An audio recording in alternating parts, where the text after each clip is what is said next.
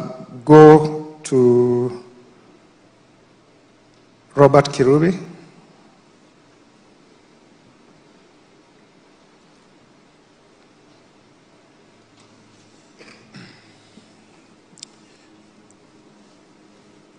Pastor Wairimu and the Faith Evangelistic Ministries, honored guests, good afternoon. Before I begin, and I can see he's gone now, I was not personally aware that the Honorable Odinga recommended the hospital in Boston to my father. Besides the wonderful care that they gave him, the hospital canteen had the best chocolate cake I've ever eaten. And while spending time with Dad in his hospital room, I could go through several slices a day, much to his amusement. This has been an amazing and uplifting week. It has kept my sister, our entire family, and I going through a very difficult time. We sincerely thank you for your kindness and your empathy.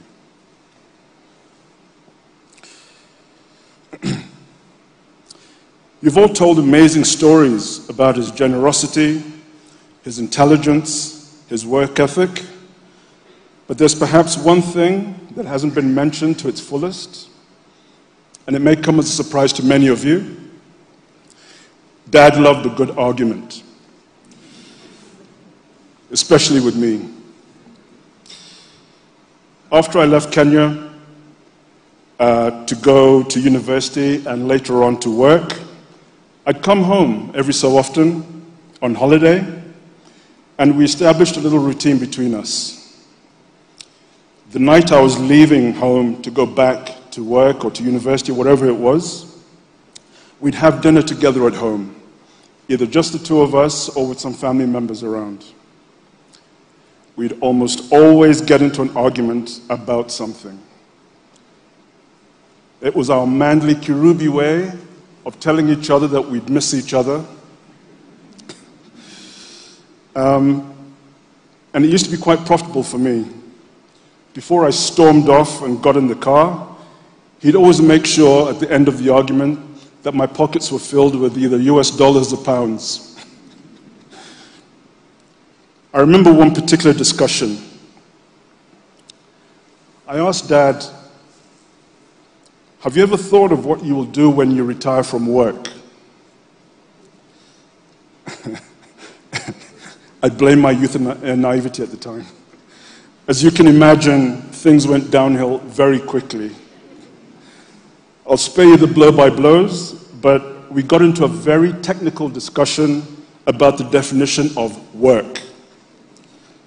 Dad was extremely vocal and clear that what I did at DHL was work. There was absolutely nothing about what he did every day that could be classified as work. That conversation came rushing back to my mind over the last few days. As he annoyingly always was, Dad was right.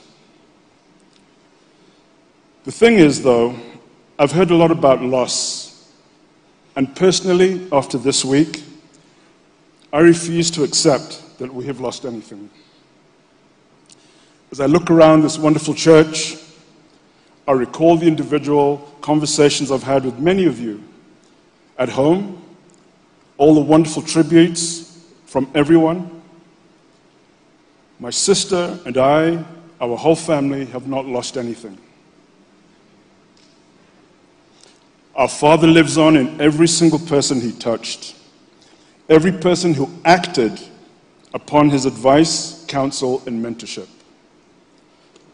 I call upon everyone who understood what Dr. Chris Kirubi stood for to take whatever they have learned from him and make sure they take positive action to focus and continue to do the right things for themselves, their families, the community, and for this country. And most importantly, I call upon you to help others around you as my father helped you. Invest in people as he did his whole life.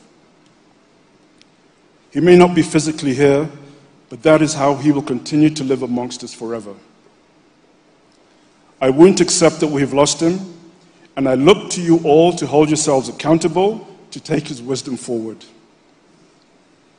If you don't, like my father, you'll come to understand I also love a good argument. To quote Mark Twain, the two most important days in your life are the day you were born and the day you find out why. My father, Dr. Chris Kirubi, found out why very early in life, and he spent his life expressing that reason to and through all of us. Let us all honor his reason in Jesus' name. Thank you.